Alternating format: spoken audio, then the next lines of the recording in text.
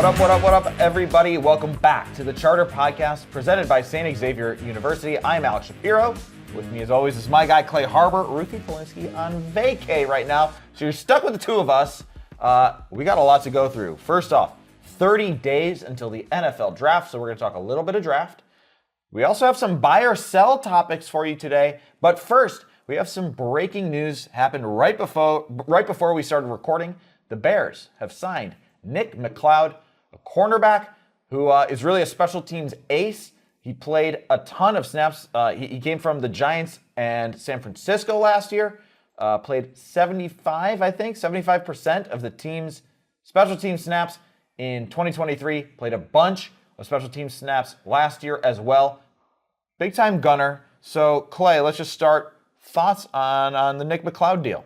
Well, I think it shows what the Bears are trying to do, Alex, is really dive into the special teams. They're taking care of the lines, they're taking care of the trenches, but they're also making sure the special teams is a point of emphasis. And obviously, with the proposed rule change, that would push the touchbacks back to up to the 35-yard line. So you're going to see a lot more kick returns. I mean, special teams is huge. So you're creating a lot more competition on the bottom of the roster. People always talk about the competition at the top of the roster, but the competition at the bottom of the roster is really what brings the floor up of your team. So I think this is a good signing. And last year you didn't have a ton of effectiveness as far as your gunner play. And we were looking up some stats about McCloud, and you look at him.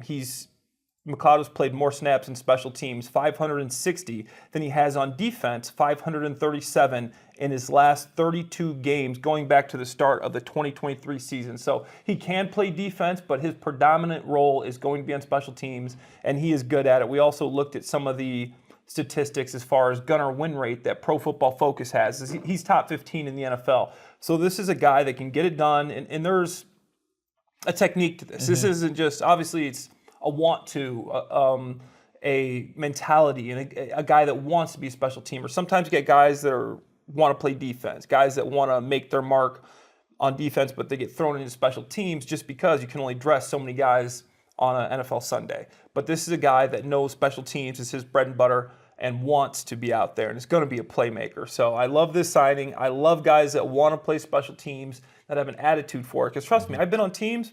You have players like, oh, this guy is a solid linebacker. He's number 3 linebacker on defense. But then you get him on special teams, and he's just not putting forth that effort because he wants to be on defense.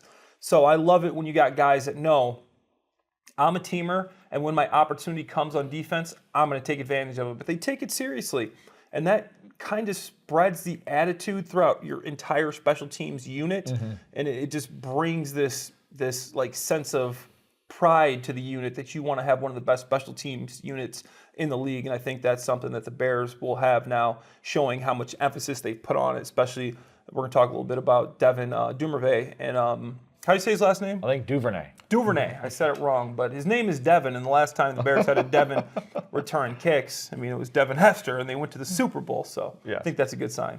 Yeah, so as Clay alluded to, the Bears have been bolstering their special teams. So now, McCloud, Devin Duvernay, big-time return man. They re-signed Josh Blackwell, who was the team's special teams ace in years past, and they also re-signed Travis Homer, who has been a core special teams player for the Bears. So you can see they're really honing in on that special teams unit. It is important.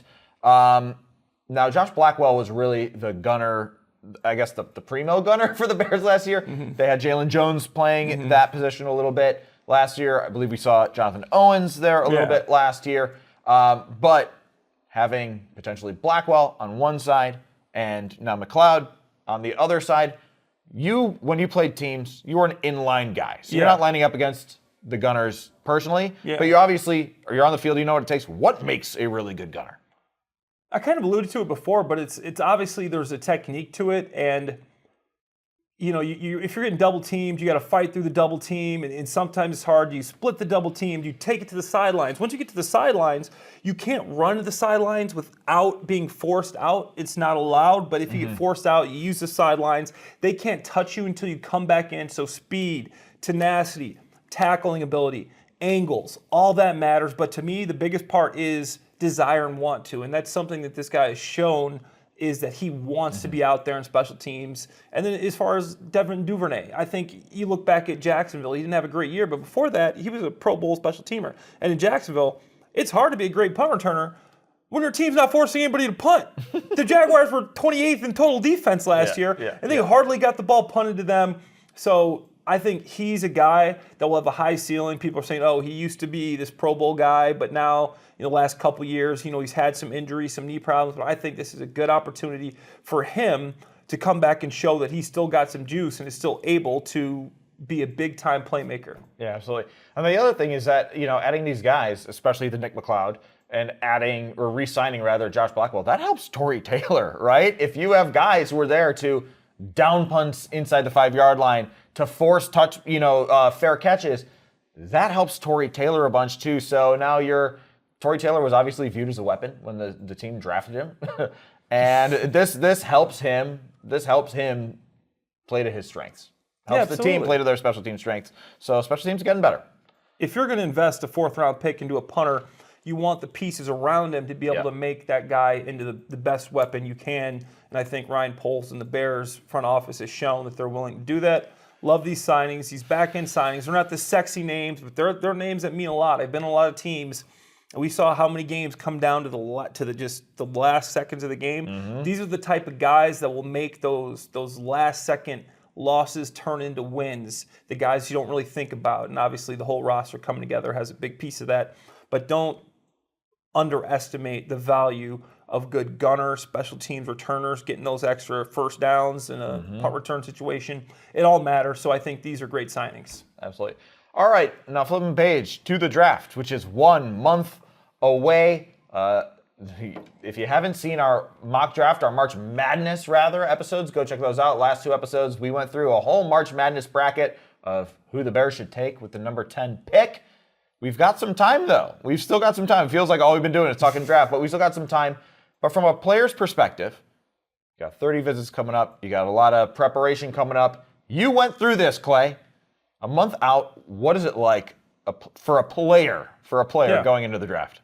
So right about now is typically you're running through pro day circuit, right? So a lot of the guys did their workouts at, say, the draft, but if you're not a first-round pick, most guys are going to do something at the pro day, whether it's you're just running routes, if you did all your times at the combine, and you're sitting on those times, whether you're interviewing with all the scouts that are coming in, GMs are coming in. We just got news that obviously Ryan Poles and Ben Johnson were at the Michigan Pro Day, which I have some takes on, and we're going to talk about. That wasn't in our rundown, but I want to talk about it, so we're going to talk about it, Alex. Okay, but great.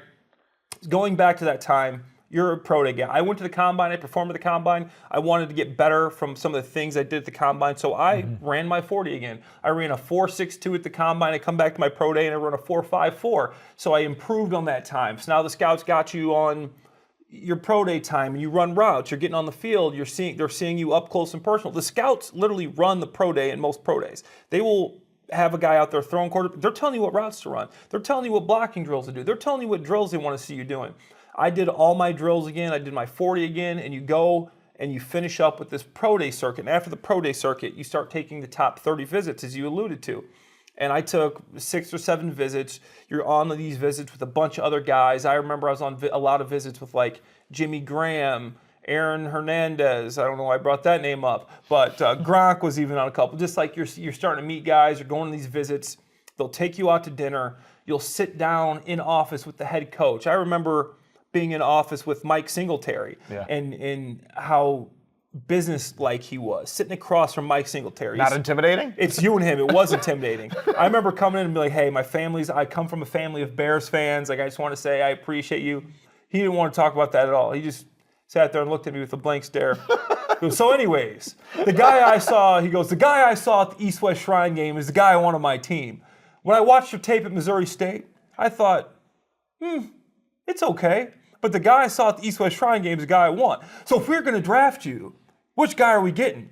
And I'm like, the guy from the 𝗵liche Shrine game? Yeah, good answer. Yeah, so you'll have the guys, like you see, like Shamar Stewart, a guy that plays at the Senior Bowl. Some coach is probably going to sit him down and ask him the same thing. Because we saw him stand out at the Senior Bowl. So are we getting the guy that had 4 sacks in his career? Are we going to get the guy at the Senior Bowl that was causing some ruckus? Right. Why were you better at the 𝗵liche Shrine game? I remember Singletary asking me that. And I'm like, well, I did gain some weight. He's like, that weight matters. He's like, every 5-10 pounds matters. So are you going to come in at this weight? I'm like, yes, I'm coming in at this weight. So it's interesting. And, I sat down with Rex Ryan, broke bread with the guys. You're in the meeting rooms with them. Cowboys, Jerry Jones. I remember just big. You're sitting down with the head coaches, the coordinators, bringing you into their building. Everybody, you're talking to the trainers. You're getting more medical evals. If you're a guy that's maybe got some medical stuff, you did your medicals at the combine. You think that's over? No, you're coming on the visit. More tests. We're doing more medicals. Like your guy Josh Simmons, your Josh Simmons fan club, 𝗦𝗦 𝗵𝗵𝗹. Yeah. #1 guy in the Josh Simmons. Josh Simmons is coming and getting more medical evals. Will Campbell, another guy we both like, they're probably remeasuring his arms and his hands and his wingspan. They're going to make sure they got the exact precise numbers. They're doing all that. They're putting you on the board. So you're staying up on your football knowledge. And after the visits, it's kind of just a waiting game. You're staying in shape. You're working out. And you'll get calls from scouts and making sure your phone number, what phone number is your draft day phone number, you're talking with your agent, where do they see you. So it's still a very fun, important, a little bit stressful time, but there's a lot going on for players, and I think that's something interesting that like a lot of the fans don't know about. They think that like, okay, after the combine, these guys are kind of just like done and waiting. No way. You're going on visits, you're doing your pro days, you're making sure you're ready because right after the draft, guess what, baby? Rookie minicamp ain't but a couple weeks after that. What was was Mike Singletary the most intimidating interview? I would say Singletary was the most intimidating interview. I forget the Vikings coach's name back in 2010. Do you remember 2009? Like Zimmer? No. Before 𝗫𝗏ce? No, wasn't 𝗫𝗏ce. Let's see. Yeah. Jim, not Leslie Frazier? No, it wasn't Leslie Frazier. But he was an interesting guy, and he had this monologue prepared. And he's like, every player.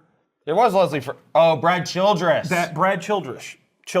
I literally got everybody. I said 𝗫𝗏ce, I said Zimmer, I said Frazier. It was Brad Childress. I come in the room, and he's like, sit in this chair, young man. And it was a chair. And he's like, there's a paddle on his desk. And he started like talking about like some serious stuff that like he had been through in his life. And I was just like, I'm just meeting you, man. And he's like, that's what made me the man I am today. But he was intense, and these guys have different strategies. Like Rex Ryan, comes with Clay, what's up? Like, dacks you up, like, sit down, man. You guys are just like, so. He's like, dude, we loved you. Like, we talked to you at the combine. He's like, that was one of the best interviews at the combine. He probably said that to everybody. He's probably just trying to gas me up. But we loved you, man. That's why we had to bring you back in here. He's like, so we just had like, what are your weaknesses? What are your strengths? If we're drafting you, what are we going to get? We already have Dustin Keller, but we see you as a guy that can block as well as catch. If we put you and Dustin on the field at the same time, we think we're going to have some mismatches. He's like, you guys even look alike. They might not be able to tell you guys apart. So he's like, we think we can do some good things with you and Dustin Keller. I'm like, hey, draft me, Rex. So there's just different approaches. Bill Belichick, only met with him at the combine, but I'd never been more like confused about like what this guy was asking me. He's quizzing me on ball. Yeah. As soon as you sit down, usually it's a little bit of a greeting, but Bill's like, all right, so all right, we're gonna go to the board here, and they turn on the TV. What coverage is this? Like cover 2? No, I mean, it's like obviously it's cover 2, but like what variation of cover 2 is this? And I'm like, cover 2 buzz, And so it's just different. These guys have different approaches, and it works different ways, but. Exciting time, obviously cool experience for these guys, but they got to stay on top of their stuff. So the draft boards, as much as mocks are going on, they're not set. They're not going to be completely set until they get all these guys in the building. The pro day circuits are done. The medicals are done. And then you start to set the board, and there'll even be tweaks the day before, the day of. You're still talking, okay, and then your draft board is set, leading up to the draft. And to bring it back to the Bears, I mean, this is the time when the Bears fell in love with some of their draft picks. Darnell Wright, when 𝗵𝗏 got his hands on him, when they ran him through that ringer, just gassed him, and then gave him the mental check. That's when they're like, we can draft Darnell Wright. We just ran this dude crazy, and then he still had the mental. He wasn't so gassed that he forgot everything. Roschon Johnson, when he met with David Walker, another moment where that touch point said, okay, this is a guy we want to target. So this is a really important time post-combine when the teams get their hands on players.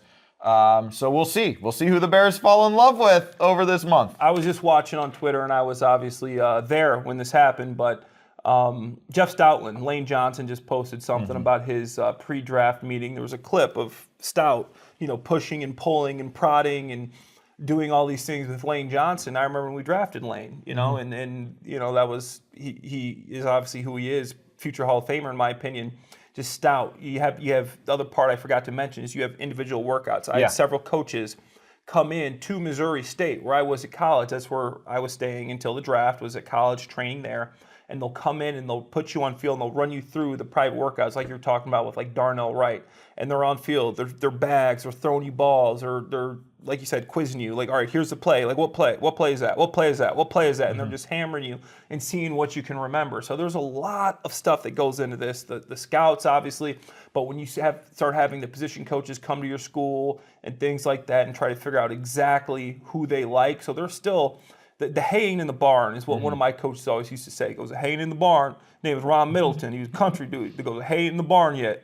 Right before the game, it's Saturday night. We're going to the meeting. Haying in the barn. Go back and study. Look over. The haying in the barn yet for the draft. We're still going through some stuff. It ain't bailed up. It's bailed up, but it ain't in the barn. Amazing. So we're getting there, but we're not there yet. Well, hopefully you did better on your quizzes than I did with the quiz of Vikings head coaches, where I listed 3 guys and none of them were the right coach. Dude, but you were still, you had three three big names. I couldn't remember it either, and I literally sat in the office with the guy, talked to him face to face, and I remember being a little terrified. I'm like, where's he going with this story? But interesting. All right, so let's turn the page. Buy or sell time, Clay. We figured it'd be a fun little segment. Again, in this month where the players are doing all their stuff, it's a little bit quieter of a news time. So this felt like a fun segment. We have 1, 2, 3, 4, 5, 6, 7, 8 questions. These are great topics, too. You guys will love them. Fun topics. Yeah. And we're just going to simply say buy or sell. So first topic for you, we're talking about the draft. Should the Bears draft an offensive tackle? I mean, buy, but if the right tackle is there, I think in the guy that I love, and obviously you see I have him pulled up here, is Armand Membou. We've talked ad nauseum about him. I think he is a guy who can be an actual left tackle. He's got length. He was extremely athletic with his 40, his broad jump, his vertical. One of the most freak athletes in the entire draft. 33.5-inch arms, aren't super long but aren't short. Second highest PFF grade among draft eligible tackles. Didn't allow a single sack or quarterback hit in 411 pass blocking snaps in 2024. I don't know if he's going to be there because to me, he is one of the only for sure offensive tackles. I like Kelvin Banks. Yeah. I don't know if I take him at 10. I like Will Campbell. Will Campbell might be a guard. I don't know if it's a bad thing to have a backup guard when Joe Thuney is 32 years old. Yeah. And then obviously Jonah Jackson is missed time. So it all depends on where you see Will Campbell. If Will Campbell falls there, I'd be okay with that. Armand Membou, I would love to see him in a Bears uniform, continue to build the trenches. So I would buy it, but it would be predicated on those 2 guys being there. If those 2 guys are gone, I would sell and maybe go a different route. And I like Braxton Jones. I think he's done well for himself as a 5th-round pick from a small school, but I do think they can upgrade that position, and he will be a free agent next year anyway. So unless you're going to pay him, extend him, you probably need a backup plan there. Yeah, it does seem like the plan, especially hearing the Bears talk during the recent press conferences. The plan does seem to be Braxton Jones at left tackle. But I agree. It seems like a spot where if you can upgrade, why not add? And, if we're comparing things to the Lions and the way they built this thing for Ben Johnson's offense, they put so much into the trenches before they got their Jahmyr Gibbs. Yep. So I think they can continue to invest there. Adding in free agency is a great start. They can continue to invest. So, I'm buy. You're buying? I'm buy on drafting an offensive tackle. Love it. Yeah. Okay, next for you. Buy or sell. Caleb Williams will throw for 4,000 yards, becoming the first quarterback in Bears history to do so. All right, so I'm buying because of Ben Johnson, obviously, right? I think that you have the offensive line, and Ben Johnson helped Jared Goff to record 3 consecutive 4,000-yard seasons. Jared Goff became the first player in NFL history to complete at least 72% of his passes and throw for at least 4,500 yards in a season. So obviously Caleb Williams is not Jared Goff, and it's a different style of offense, but Ben Johnson's a guy that knows he's got to build the offense to your quarterback. Yeah. Jared Goff, when he was with Sean McVay, who is known as one of the best offensive coordinator, Sean McVay didn't have half the success with Jared Goff that Ben Johnson did. Yeah. Because Ben Johnson tore this thing down to the studs and then built it up and knew exactly what Jared Goff liked to run. And Jared Goff, you remember last year, at one point, he was like one of the favorites to win the MVP. Yeah. So I think that Caleb's got the ability to be able to do that. And with as much as he struggled last year with Waldron and obviously Thomas Brown, he had the ups and downs. But if you give him Ben Johnson for a year after he's kind of went through the bumps and the bruises of his first year, I'm buying this. I think he can do it. I think they got a good receiving core. You got a solid tight end. I think you can get a better running get back. You got a good offensive line, so he's going to have time to throw the ball. And I'm buying this, man. I'm taking this. I'm buying. I'm buying. Last season, Caleb Williams had 3,541 yards. That included 6 games with fewer than 150 yards. So 6 games, not good in the passing stats department. So that means he was 459 yards away. That's just 27 yards per game. He's got to get better, assuming he plays all 17 games. Big math guy was doing math before the show. The protection should be better. Oh, as you said. Much better. Ben Johnson should be able to scheme up some easy wins. And he simply will not have 3 offensive coordinators this year. He had 3 offensive coordinators last year. I cannot imagine a world in which he has 3 offensive coordinators this season. So that alone, you can see 27 yards more per game. Yeah. That is attainable. It's his second year in the league. He's gotten a taste of the routine. He's gotten a taste of what it takes. He's gotten a taste of all of that so that now can really hit the ground running with Ben Johnson, who, as you said, building an offense around him, should hopefully be able to play things to his strengths. I'm buying. We're even. For NFL players, the biggest jump comes from year 1 to year 2. That's because you think about it. Right now, you think about the rookies like Caleb Williams was last year. You didn't even know where you're going to be.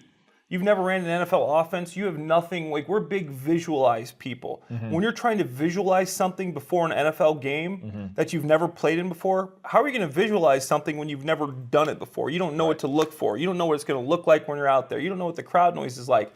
You don't know what the play calls sound like. So the biggest jump is from year 1 to year 2, and I fully expect Caleb Williams to make that jump. He's a guy that only played 3 years of college football. He's not a guy that 𝗏𝗟 played 5 years of college football. Jaden Daniels, 5 years of college football. Those guys had 2 of the most. 𝗏𝗟 played the most snaps in history for a quarterback. Wow. Jaden Daniels was right up there with him too. These guys had a ton more experience than Caleb Williams. Now Caleb Williams has built on that experience. I think now that he's got that experience, that his potential will kind of come to the forefront there because he is just such a good player. Yeah, you can start to realize all that potential. Yeah. All right, so 2 buys and 2 buys.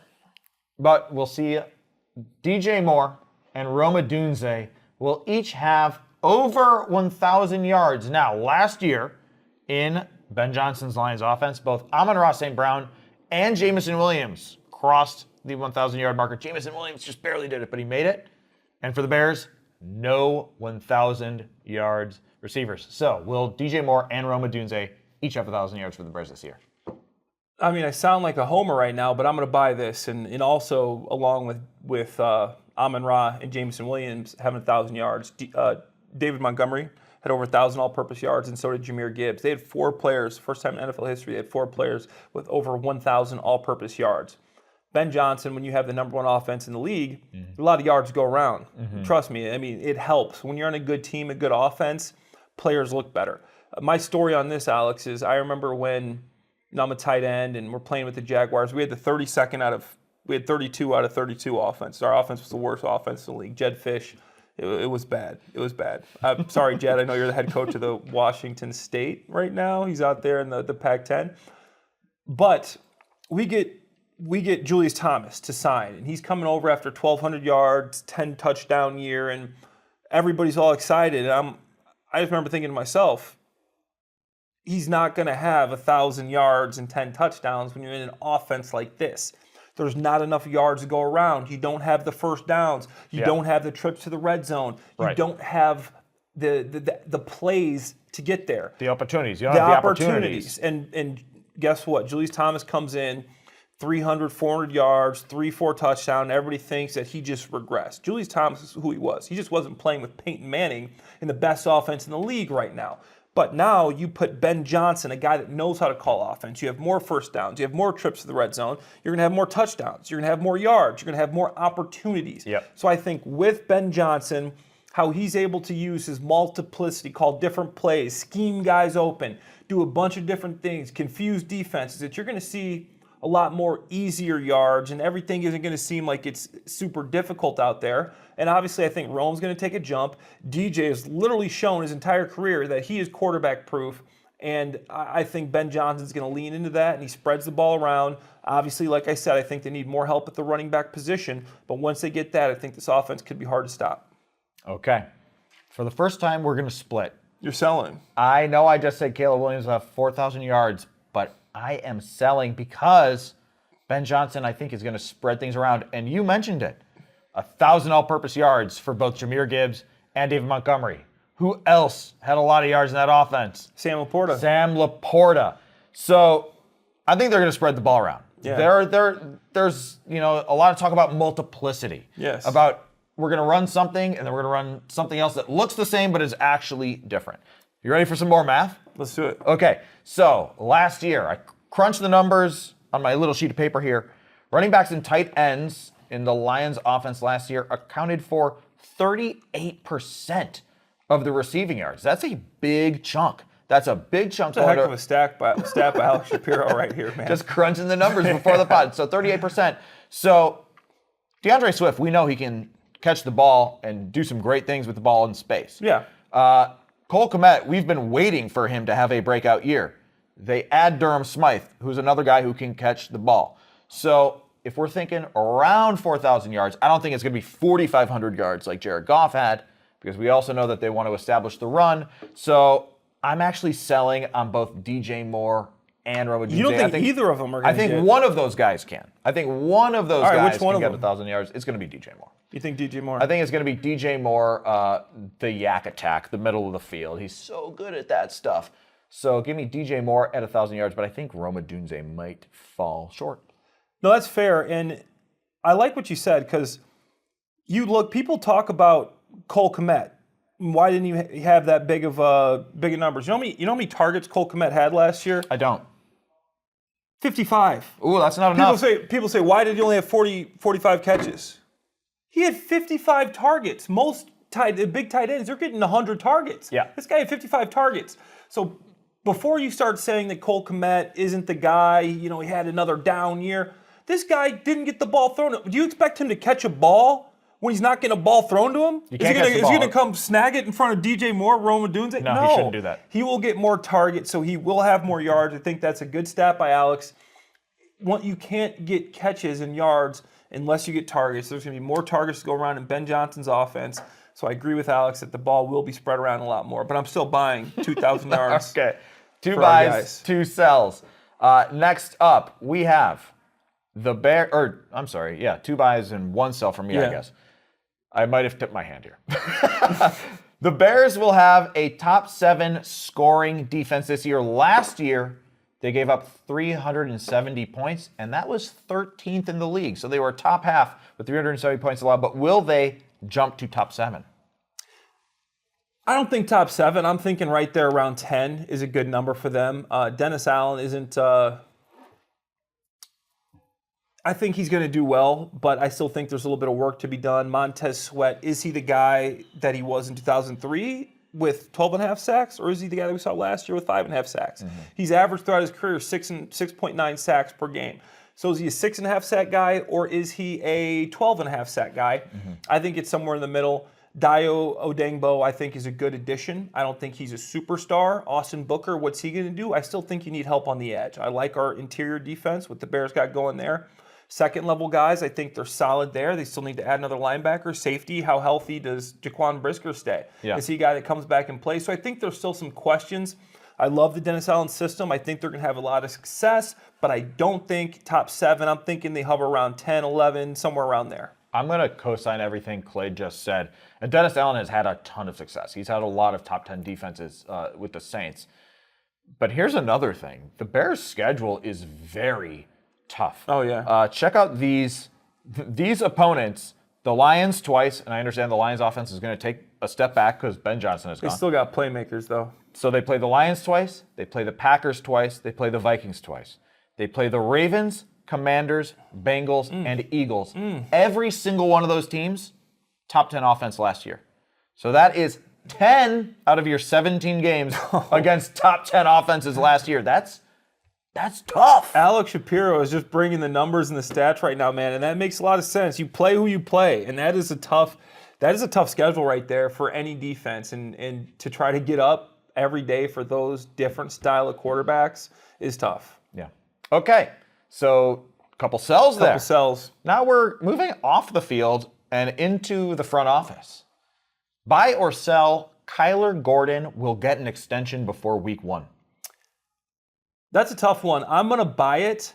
I think that Kyler Gordon is a guy that you listen to Ben Johnson's press conference right when he get hired. You listen to Dennis Allen. The only guy that Dennis Allen actually called out in his press conference was Kyler Gordon. So I think that they all know what this guy is capable of and his versatility, how he can play in the run game. He's improved in the pass game, and he's a guy that they want to keep. And obviously that was Ryan Pohl's first draft pick.